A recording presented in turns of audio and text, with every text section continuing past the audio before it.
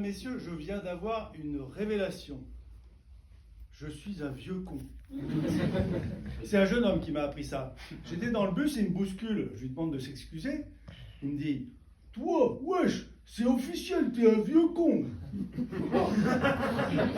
Je rentre à la maison, je dis ça à ma femme.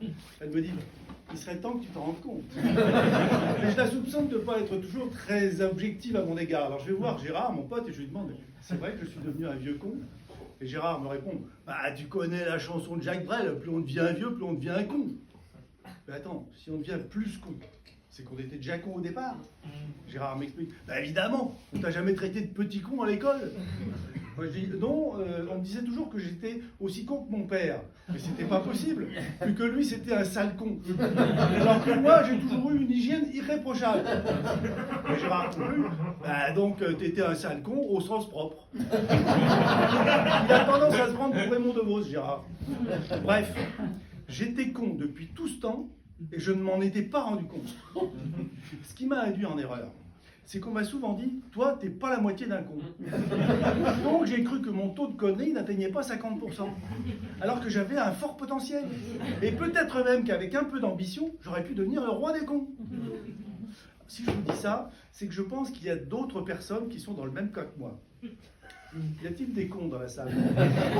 Je vais poser ma question différemment. Pensez-vous que dans la salle, il y a des cons qui s'ignorent?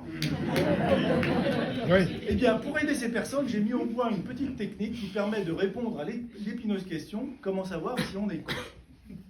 Il y a certains indices. Si on est pauvre, on a toutes les chances d'être con. Les pauvres cons, c'est très fréquent. D'ailleurs, si les pauvres étaient moins cons, ils seraient riches.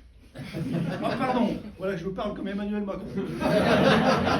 N'empêche que riche con, ça n'existe pas. Salaud de riche, oui. Enfoiré de riche, oui. Mais con de riche, non. Bon, sauf pour les nouveaux riches, qui sont en général d'anciens cons. Autre exemple, les gros. Ils ont toutes les chances d'être des gros cons. Un maigre con, ça n'existe pas. Sauf s'il est flic. Dans ce cas, il a toutes les chances d'être un con de flic. Et simplement, puisqu'il est maigre, il sera moins con qu'un gros. Non, parce qu'être plus con qu'un gros con de flic, ça c'est difficile. À moins de se mettre à plusieurs. Imaginez une bande de cons face à un gros con de flic. Je pense qu'il y a égalité. Mais il n'y a pas que les flics, il y a des métiers à la con, il y en a plein. Architecte, par exemple. Quel est le con d'architecte qui a mis la porte dans ce sens-là? Ou chef de gare. Rien que de prononcer chef de gare, on sent tout le potentiel. Toute la connerie de la SNCF concentrée dans un seul homme. Alors que conducteur de tramway, non. C'est très étrange. Ils sont conducteurs, et pourtant ils ne sont pas cons. Mais il y a plein d'autres contradictions. Les consultants, vous pensez sincèrement qu'ils veulent être calife à la place du calife?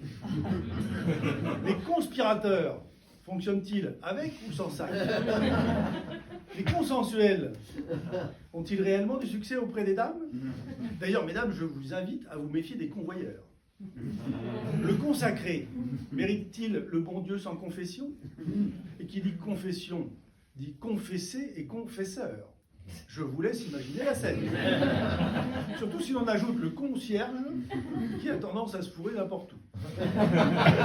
Certains d'entre vous pensent aux compétents, ce qui est quand même moins gênant que d'être concupiscent. Alors, je pourrais parler du concubin qui est danseur de salsa, du compromis qui va se marier, du convecteur qui est prof de maths. La liste est longue, il faudrait citer chacun de nos concitoyens. Mais être con, ça dépend aussi de l'endroit où on travaille. À la mairie. À la préfecture. À la poste. Oh, c'est à se demander comment ils font pour en embaucher autant. Vous imaginez l'entretien de recrutement? Bonjour, qu'est-ce que vous avez fait comme étude? Moi, sup de con. C'est des direct sans période d'essai. Et c'est cela qui met le guichet. Être con, ça dépend également de l'endroit où on se situe. Car ça nous est tous arrivé, un jour ou l'autre, de nous retrouver dans un endroit à la con. Et c'est uniquement une fois qu'on y est qu'on s'en rend compte. Et qu'on se sent con comme ses pieds. Le pire, ce sont ceux qui essayent de masquer leur connerie bannissant le mot con de leur vocabulaire. Mais ça devient très pliqué d'avoir une versation. Vous l'avez compris, la question est complexe.